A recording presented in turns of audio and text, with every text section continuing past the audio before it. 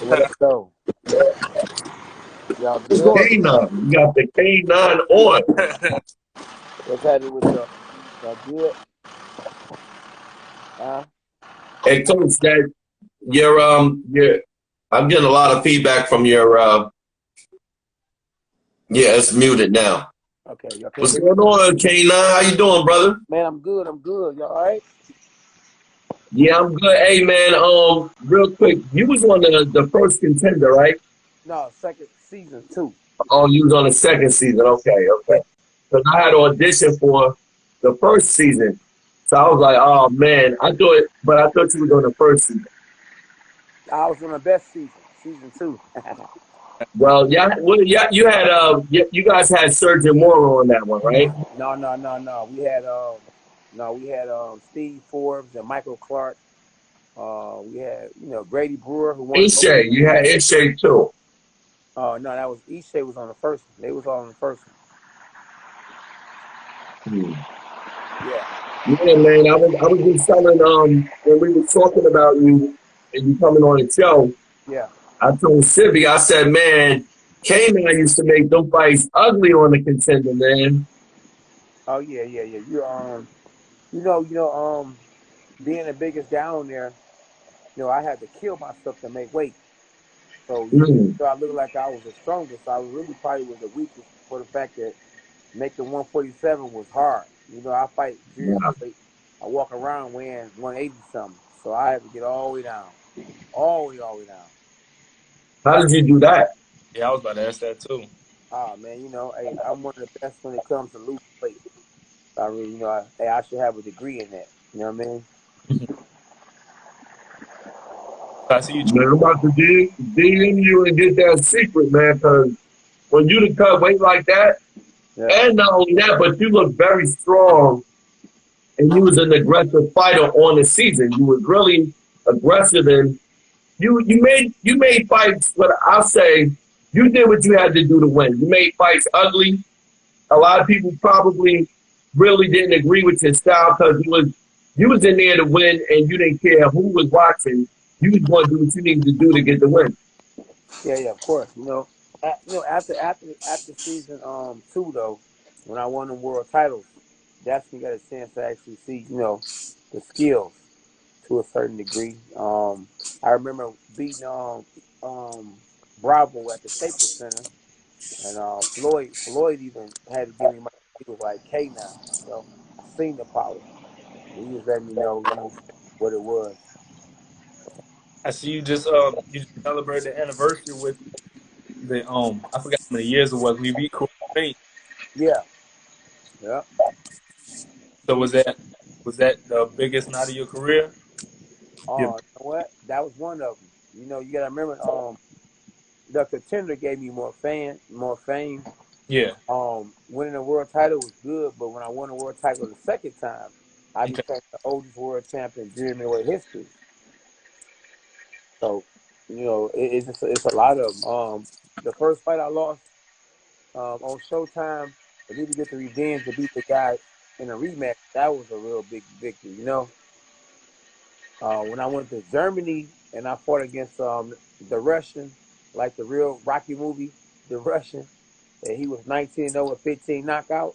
For me to beat him to get the number 2 spot, the fight for Corey Spinks was big. So I was just thinking about doing a video about that. My top 5 biggest victories. So it's funny that actually on this subject right now. Yeah. So what would you rank that Corey Spinks win? Oh man, that Corey Spinks win, it was up there. It was up there. Because it's a world title. Yeah.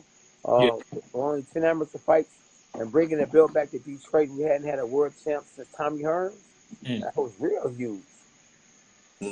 Especially the time your name could be next to his name. The last crunk world champion, K9 Bundrage.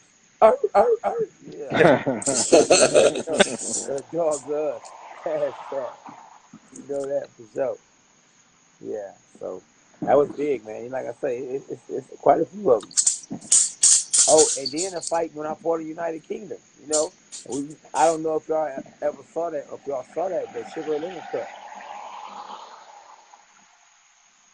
Yeah, we had the Sugar Leonard Cup. We fought for the Sugar Leonard Cup. It was USA versus UK. It was like Olympic style, us against them. And I split the victory for us to win the Sugar Linda Cup. Brought it back to us. I think I've seen that. I'm not sure. I think I remember something like that. It was a lot of American fighters, and I do remember saying, "Is this the Contender again?" I do remember a glimpse of that. Yep, the Contender USA versus UK. It was on ESPN, so I mean, a lot of people saw it. It was on ESPN. But with boxing now, You said what? How are you with keeping up with boxing now? Do you watch? I still keep up with it. I got a YouTube channel, so I definitely keep up with it. I got to keep up with what's going on, so I can be talking about what's happening, right then and there. Was your favorite fighters right now? How you say what? Who my favorite fighter is? Yeah, for right now, it could be multiple. Man,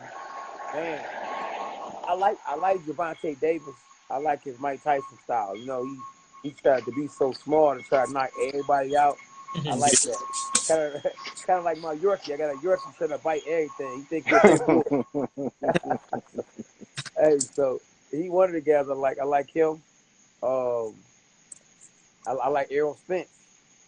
Errol Spence, man. Anytime you almost lose your life, and you come back, don't even take on no tune-up, and get in there and fight with one of the toughest guys in your division. Like Errol Spence, I like Tyson Fury. I actually sparred Tyson Fury. When he first came down to Crux, I was the first person he ever sparred in America with me. Yeah, so, I actually DM'd Tyson Fury before he came back and lost. Remember he gained all that weight? Yeah. And I DM'd him and told him I wanted to train him, you know what I mean? And he told me to get back with me and everything, but Sugar Hill beat me to the punch. So that was cool. So damn.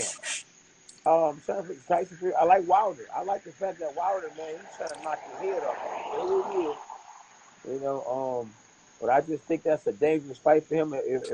If I was him, I'd have took a tune-up, because when you lose to a guy and you go and try to face him back the very next fight, man, that's a hard fight to, to win. Especially you get hit and get reminded back where you just came from, I take my head up to him, You said you reached out to Fury to train him. How would you have got him ready for a Wilder fight? Oh, for Wilder fight? Yeah. Oh man, I would have did the same thing. His trainer Sugar Hill was actually my trainer. You know that? No, I didn't know that. Oh yeah, I was the first. See, that's the thing. I was his first pro fighter. I was his first world champ. So actually, Wilder would be smart enough if he knew to call me, because I can help him. Get that lunch money when it comes to fighting Fury. I know that style better than anybody, because I was his first champion. So hey, it's a lot of stuff, boy. It's a lot of stuff in the game, boy. Right. So let me ask you. I mean, because me being a fighter and Sib being a fighter and Norfolk, he's being a trainer, and I'm pretty sure he was a fighter in his past life as well. My question to you is, even though you may have lost to a fighter, who would you say, win or lose, was your toughest opponent? Meaning, like, they hit you hard, they was difficult to beat, and you really had to go in there and put it all together to do whatever it is that you needed to do. You talking about me, my toughest opponent? Yeah. Even if you won or lost, because even in a loss, you could say, man, it wasn't that bad. I just could have did a few things different. I could have won a fight. But win or lose, what was the fight that made you have to dig down and say, man, I got to really put it all together to do what I need to do, and I need to win this fight? Well, a fight with Jamal Charlo. I wish I wouldn't have went into that fight injured. I wish I'd took that fight at the time they offered me my biggest pay.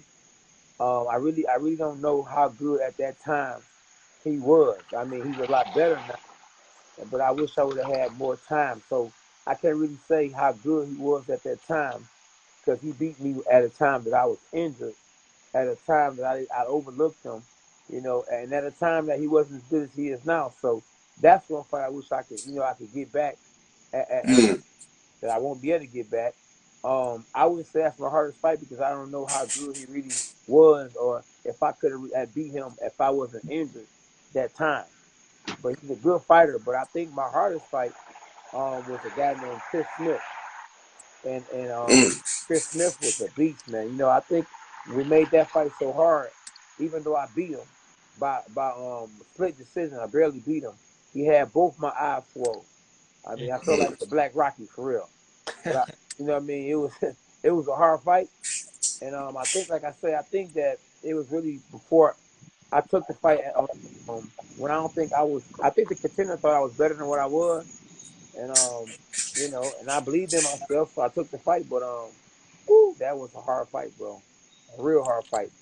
Another reason why it makes it so hard is because in Seattle you got to weigh in the same day of the fight. So and on the contender, I was fighting on the contender at 149. So if I'm not mistaken, I think I fought that fight at 149, and I didn't have a whole day to rehydrate. So I was able to get my strength back. So that's what made that fight real hard. And he was a veteran with way more experience than me. So, being that you fought the Charlo, what would you now that we know you know those things and everything? What would you grade his power on a scale of 1 to 10? 10 being, damn, that boy can hit. You know what? Like I say, going into that fight, one day I'm gonna actually put the videos up on me getting ready for the fight and everything that happened. So when I was training, I got cut. Go look at at every time when the fight was about to happen, I got cut. So once I got cut, I had to wear the Mexican hair gear. So the Mexican hair gear that you actually wear, you're not used to wearing it. You wear it in training camp. You can't see out of it. So now I'm in there sparring with Anthony Darrell. So I can't see what's going to punch to your body when you wear that Mexican hair gear unless you're used to wearing it. So he hit me with a body shot and like to broke my ribs. So I had to do the whole training camp wearing a rib protector. I cut the sponge out of a pillow and put it on my ribs because the rib protector wasn't helping. But that sponge would make it help. So now I'm sparring guys. I'm talking about top guys because I said to myself, I'm going to spar the best guys that I feel that's better than Charlo so I can actually be better prepared for them. So I'm sparring Tony Harrison with this rib protector on with the pillow on it. So when a pillow gets wet, so after I go 4, 5, 6 rounds, it gets a lot of water in the pillow, the sponge. So now I can't move. So now you got the bar on, which I can't see out of, that I got hit with a rib shot that like to broke my ribs. So when we get to the Charlo fight, and I'm out in the fight with no head gear on, I'm like, I can't see nothing. I'm like, I can see the world. It's like, wow. But I can't react because I wasn't able to react with the head gear on, if that makes sense. So my legs, I wasn't able to move real good because I wasn't moving real good in the sparring sessions, getting prepared for the fight. So fights are won or lost in the gym big time. I just remember the day before the fight, I said to myself, I'm in trouble. I already knew I was in trouble. And it wasn't because of how good he was. It was just my training camp was just terrible, You said before the fight you overlooked him. Yeah. After the fight, or do you? Say it one time. I said, did your thoughts about him change after the fight? You said the thoughts. You said the thoughts after the fight because it went in and went out. I said, did your thoughts about him change after the fight? Oh yeah, after the fight, after the fight, I started learning more about social media and got on Instagram, and now I'm able to see how guys are really training. See, I wasn't into social media, so I couldn't see.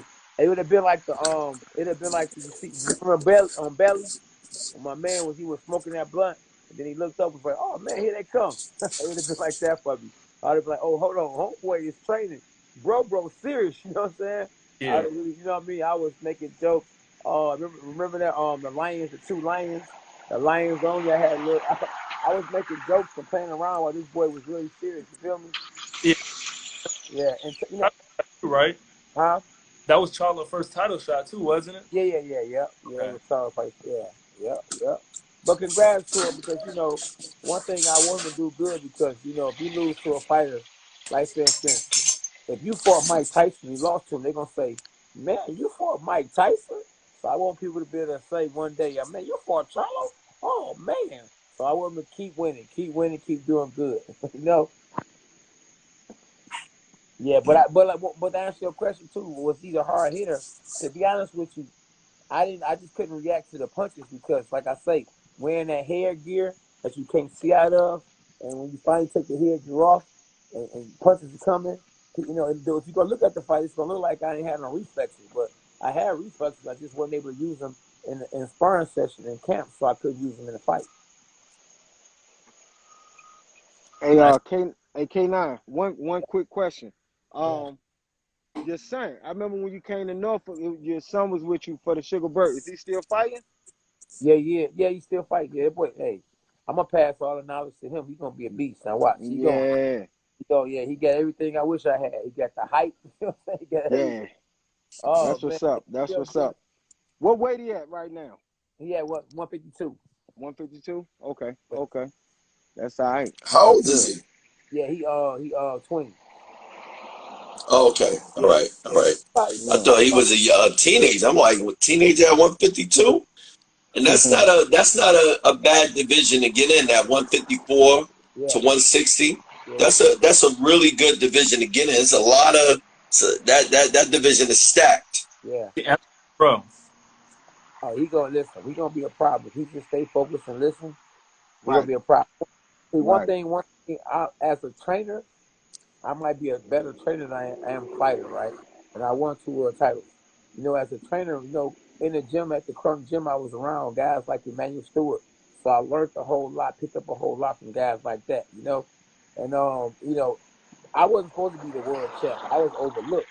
So I only had 10 amateur fights. So I won my first world title at the age of 37. So I grabbed a pair of pads. Way before guys were grabbing a pair of pads. I was grabbing pads. I was doing training in 1994. So I got 30 years of experience of training people. So a lot of what I learned, I actually, you know what I'm saying, I can actually teach, which is a good thing and it's good for him. Right. That's what's up. Yeah. And your son, is he amateur or pro? No, he amateur. Yeah. Okay. They came down for the Sugar Bird. I went and grabbed them from the airport. I remember. I don't remember his son. Yeah. Yeah, he cool, real mellow. You see, you know, real quiet kid. Boy, you didn't get in there. You be like, oh, man, hold on, it's the same quiet boy. Yeah. I see my man disappear. What happened? I don't know. I just tried to send him. I think it was a signal. Okay. Yeah. That's good. So what you got? I know you said you had your YouTube channel. You got anything coming up? You know, boxing related? Oh man, I'm always on there. You know, I do the dog pound at 9 p.m. on every Tuesday. I've been doing that for a few years now. Man, it's really starting to pop though. Every Sunday I do live sparring. When the fights come on, you know, I commentate the fights. When Jake Paul fought, when Logan Paul fought Floyd, I got 98,000 views that night. I be getting to it. You know, when they see them belts in the background, they be like, "Oh, hold on, you know what you talking about? This is a champ." Yes. I don't find my niche. You know what I mean? And I keep having people hire me to run their channel. You know? Right. Yeah. So I be on it. I got a few videos. I got a lot of videos. You'll be surprised. You will see and be like, "Oh, hold on, my man, all right, got some good content. I got some real good content." Okay. You know, I'm a worst critic. You know what I mean? If it's some garbage, I ain't gonna mess with it like that. You feel me? I'm gonna put out what's right. Right. Is that something you want to get into as commentary? Yeah, you know what? I commentated on Fox before. I done commentated before. You know, I know the game. You know what I mean? And I know the game from being in the gym. You know what I mean? Being in the gym. You know, wars. You know, I was a part of them, and I got that good conversation, like, you know, being in the bar. You know, like how we are right now. Yeah. Right. You know how it goes. What's going on, K9? What's happening, man? Who is that? That's it. This is the Hitman, man. How you doing, big dog? That's the Hitman? Yes, okay, sir. Have you heard? It's like a rock persona, you know, inspired by Tommy Hearns. Hey, man, you like Chop Chop or something. You like Chop Chop. Hey, that Chop Chop. Hey man, look, you know me and Coach down here, we be getting into it all the time because he be hating on them Charlo brothers. How you do? He be hating on them. I ain't mad Yeah, I at do. Yeah, I do. you. He always giving me a rough time. I But just you know, feel like, huh? Go ahead. no, but I mean, they last two fights though, real talk though, not whether I fought them or not, I'm calling ace to ace and spade to spade. I believe both of them like got exposed, like both of them in their last fights. Right. So, I know little Leonardo Cole who fought Canelo. He's from Detroit, and he was telling me, man, that he used to give him some problems because of his style, and styles make fights. Right. So once you get beat, or once a guy realize that you're human, if you don't seem like you're human because you're knocking everybody out, you're beating them, your fights from there on out can end up being hard.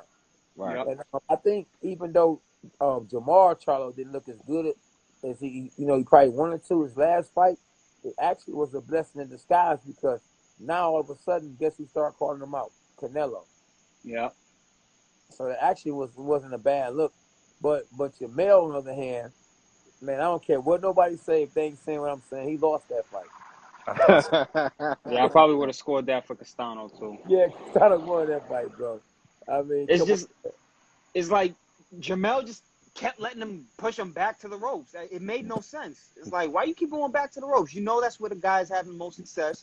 In the center of the ring, Jamel controlled the action, but it's like he became too content. It's like Jimmy always says, Jamel fights like he just wants to knock you out. He don't actually use the skills that brought him to the game. It's like I never got that about him. Absolutely. He's actually, to be honest with you, he actually is a better boxer than an actual puncher or fighter. Yeah. He used to do his auto fight. Yeah, absolutely. See, it was Ronnie Shields.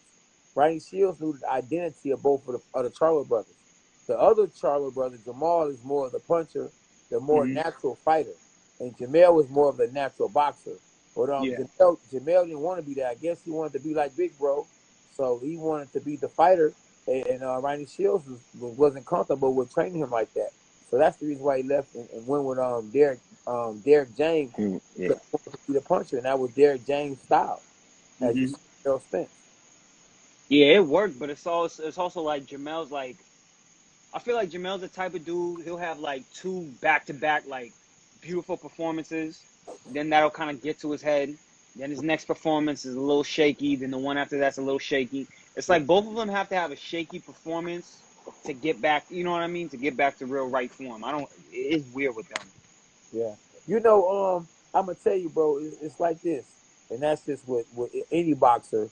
It's like you're only going to be on top and stay on top for so long. There comes a point in time that you're going to have to start picking your fights, or you're going to have to actually get your money and get off into something else and let it go because, it's harder probably to keep the belt than to actually get it.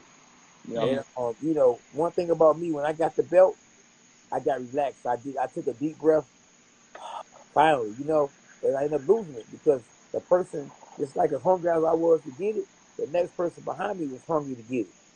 Charlie was real hungry to get my belt. I'm sitting there playing games, thinking it's a game. I mean, I miss having a dad because a dad would have told you, bro, what are you doing? He'd have been on my head. So not having a dad, nobody was really on me. My wife tried to be in my ear like, you need to be. And I'm like, man, we straight. We eating now. I'm about to relax. You know what I mean? And, cats like them two being twins, they keep pushing each other. Like, come on, bro, we got to work. So I needed somebody in my camp, as a father, somebody to say, bro, like you got it, you got to stay hungry to keep it.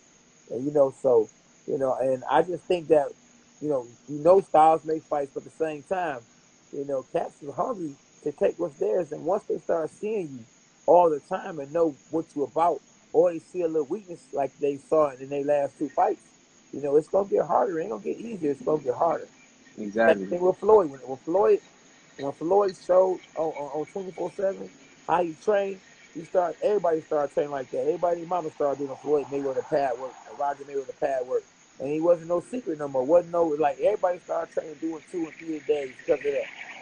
And his fight started getting harder. But one thing I feel like they don't notice is that they're trying to take away that pad work. They're not looking at that hard work that Floyd was putting in. Floyd was a straight gym rat.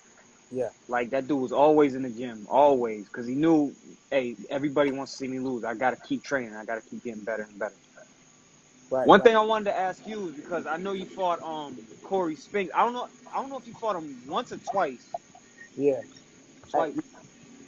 Yeah. What was it like to be up against Corey Spinks? Oh, Corey Spinks, his boxing name is called the Jinx, right? Yep. Did you know that beating him 2 times cost me 2 fights with 2 major fighters? The first time when I fought him, Floyd Mayweather was at the fight. So Don King had set it up that when Corey Spinks so-called beat me, that Corey Spinks is gonna fight Mayweather for the belt. And Wow. Don King loaned Floyd Mayweather $500,000. So after the fight, when I knocked Corey Spinks out, I was like, Floyd, what's up, Floyd? He's on straight, bro. I'm good. So, that fight cost me a Floyd fight. And when I signed a contract with Golden Boy, I was supposed to be fighting Canelo in the contract, right? So they promised me. And when I knocked Corey Spinks out on Showtime, Oscar De La Hoya, he elbowed his partner like, yeah, right, we ain't about to fight K9. So that cost me the Canelo fight. So Corey, the Jinx Spinks, jinked me 2 times. Cost me 2 big fights. Wow. If I went out there and looked like Charlo did in his last fight, I would have got the fight with Mayweather. Fight with Canelo. Man, they did be dirty. Sometimes good is not good. Sometimes good can be bad. Yeah. My good was bad a couple of times. Well, I'm gonna get off this, man. It was good to come on and talk to you, even if it was for brief. I got work. Hey, hold on. Early, Hey, Hitman, What's don't go up, nowhere yet. Hey, K9, Hitman. this is my whole thing. This is my thing with the Charlos. I just feel like if they weren't twins, it'd be no hype. It'd be no hype about them. Yeah. That's the hype. They twins. That's it. They can both fight though. Huh? They can both fight though. There's a lot of fighters that can fight. And it's a lot of fighters that's sometime with their performances too. But they're twins. That's the hype. I think their best access is that they train real hard. Like I say, I didn't realize how hard the boys was training. I was, like I said, you got to take these boys nowadays. Some people really train hard and real serious. Right. And those guys, they take it really serious, like they mature. I mean, they will mature past their age. Like, maybe in 14, 15, 16, they were training hard, like seriously. Wasn't no video games, wasn't no, none of that. You Instagram, they was training. Yep. So they take craft real serious. They really serious about what they do. All right, I'm gonna get off. Y'all have a good night. Y'all be easy. All right, bro. Yeah. So. And I see you training now too, as well. Yeah, you talking about me? Yeah. Oh yeah. I got a fight coming up. I'll fight on in November. For real? Yo, what's up, Coach? What's up, man? What's going on, K9? What's happening, bro? You all right? Cornelius Bundrage, champion of the world. Yeah. That's it. Yes, sir. What's good? What's your name? Man, I'm chilling, man. Just chilling. I'm an OG. I'm an OG to this boxing game, man. I remember when you was on a Contender. Yeah, absolutely. I mean, yeah. Look, them was a fun times. That Contender actually gave me the amateur experience that I needed because I only had 10 amateur fights. So that listen, a national tournament for me. Quick question: weren't you on there with my man Mike Stewart? Yep, absolutely. Hey, listen, Seb. Remember I told you that was the hardest I got hit with? Yeah, I remember you talking. Yeah, Mike Stewart. That's my man. I'm out of Philadelphia too. Hey, I told him, listen, season 2, probably they had the stiffest competition season 2 did than season 1. You got, Michael Clark was Grady Brewer won that, John, didn't he? Huh? Grady Brewer won that one, right? Absolutely. Grady Brewer won it, yeah. Yep, Grady Brewer won. But I mean, Steve Forbes, I didn't think that he's supposed to be on the season 2 because he is a former world champion, and I thought the contender was really supposed to be for people that had never had an opportunity. Right. So I feel like, what I mean, they was like, people gonna take us serious. We gonna put a world champion in this boy. So now we're gonna be able to, they're gonna look at us and say, we ain't no contenders, we champions. Just with the name contender, Right. Well, I mean, he ain't winning, so that should gave y'all a little leg to stand on. You know what I'm saying? Yeah, absolutely, yeah. Yep, but they gave him the fight. I fought him. They gave him the win over him. Are you trying to? Who did he lose to in there? Yeah, he lost to Grady. Yeah. Right. Yeah, huh? Are you training amateurs, pros, or both? I'm training both. I got a fighter that's gonna go pro in November. A guy named Dean, so he about to go pro in November. I train some of everybody. I trained Ben Askren, even though Ben Askren beat Jake Paul. I helped train him for the fight. I didn't know that. Yeah. I train. Oh man, yeah. Hey, if he would have kept me in camp, for sure he would have got past the first round. You know what I mean? Hey, the first round, you can't take UFC fighters to your fight. You know what I'm saying? And it's a boxing match and you're a UFC fighter. You got to take a boxer. All they going to do is say, you tougher than him. He's a YouTuber. That ain't no real instruction. Right. You got to say, hey, man, move your hands, slide. You know what I'm saying? Get your hands up. Get low. You got to get some real instruction. Yeah, somebody need to tell that to Teddy Atlas. Yeah. Teddy Atlas always talking about something. Your kids watching. Like, that's motivation. You want to lose this fight in front of your kids? And boy, he mean well though. I remember. You know what? I remember one time I fought Corey Spinks, and man, I was beating the brakes on Corey Spinks, and they had me losing. And he went on ESPN talking about the fight. Teddy was really emotional, man. That's the reason why I can't stand boxing. And K9, he dropped the guy 3 times. 3 times. He was going in, but he was right though. I dropped Corey Spinks. Listen. It was a 2/3, like in the second or third round. I done dropped them round 1, round 2, and they got this boy winning the fight. I remember Emmanuel Stewart telling me though that they had me losing the fight, so Don King paid one of the judges off. Hey, listen. So if I didn't knock him out, I would get the decision. Hey, K9, you know what I was telling Seb, right? Yeah. I said when Corey Spinks for Jermaine Taylor, they had a lopsided card. All right. Wow. They had Corey Spinks winning like 119 to 109 over Jermaine Taylor. Oh, wow. I thought he did a real good job. I don't know if he was winning the fight, but I feel like he might have was winning the fight, but not 119. No. He lost every round. You think he lost every round? Yeah, he lost every round.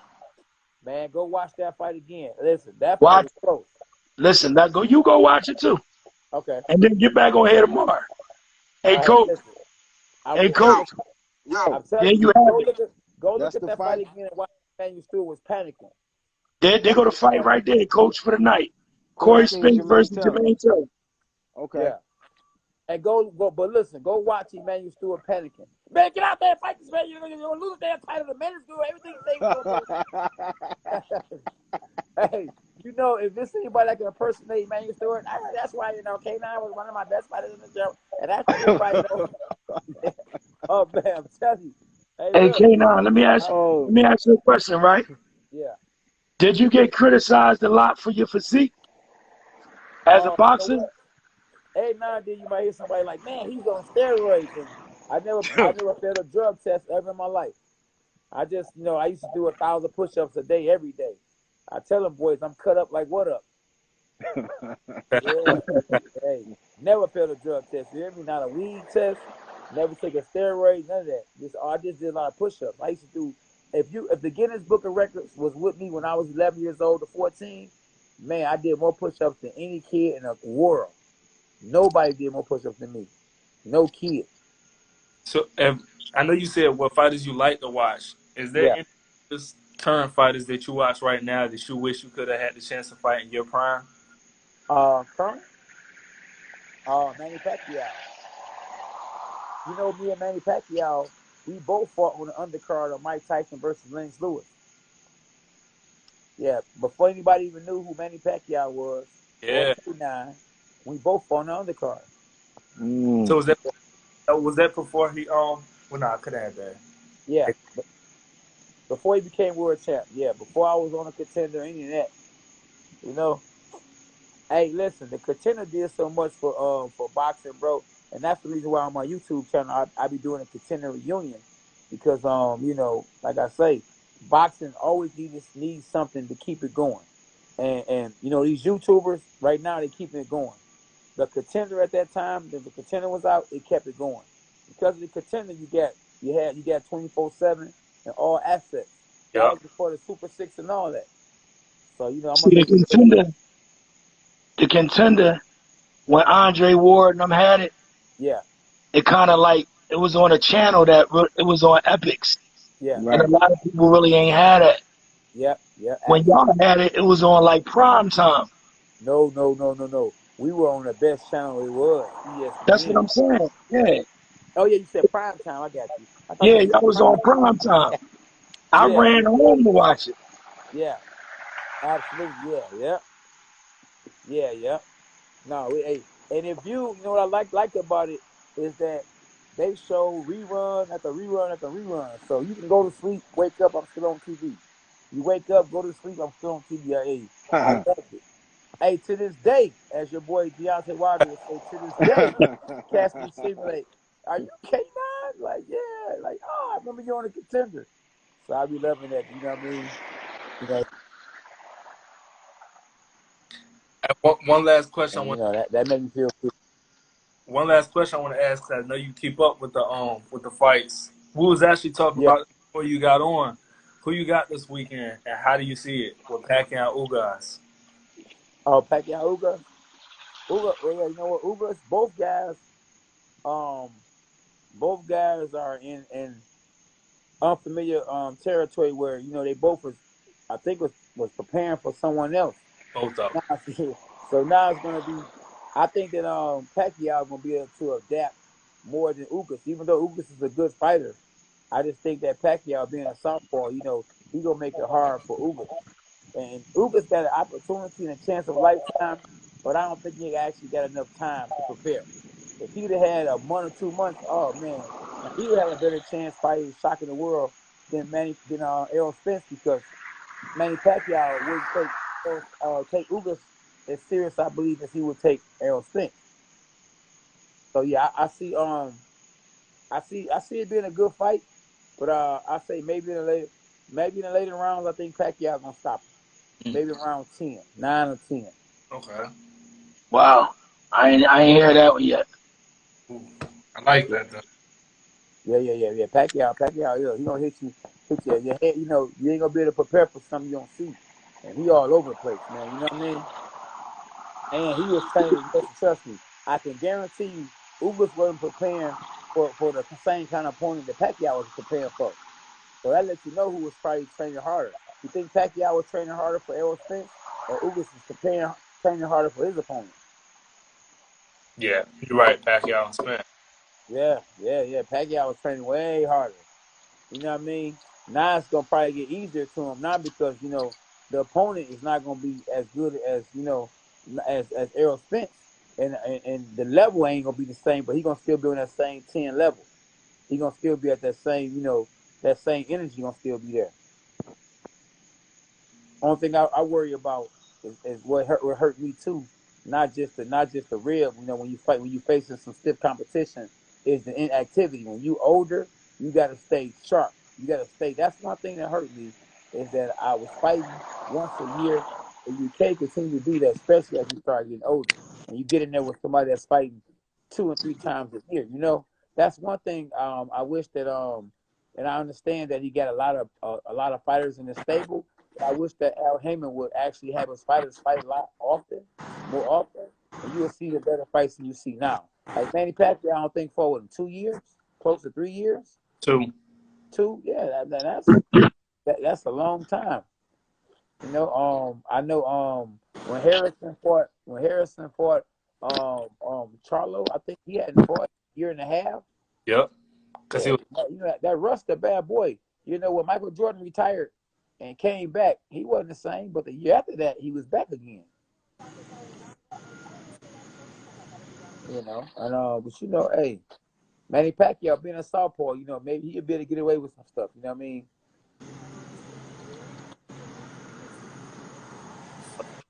1 minute left. So, Yeah. Briz, the coach, you got any last questions for him? Nah, I just can't wait to see you again, K9.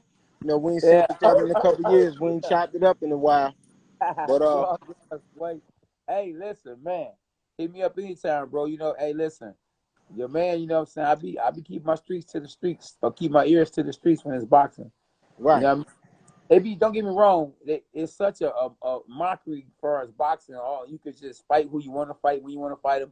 You can have a bunch of fan base, and you can make more money than fighters that's been fighting all their life. So sometimes I don't watch the fights. You know what I'm saying? It got to be a big fight for me to really watch it because it's a joke sometimes. They say you can't play boxing, but Mayweather playing boxing. You know what I mean? Jake Paul playing boxing. Shoot, I know y'all played Mike Tyson Punch Out, so you can play boxing. Yeah. It just depends on, you know what I'm saying, the person and who in the ring. You know what I mean?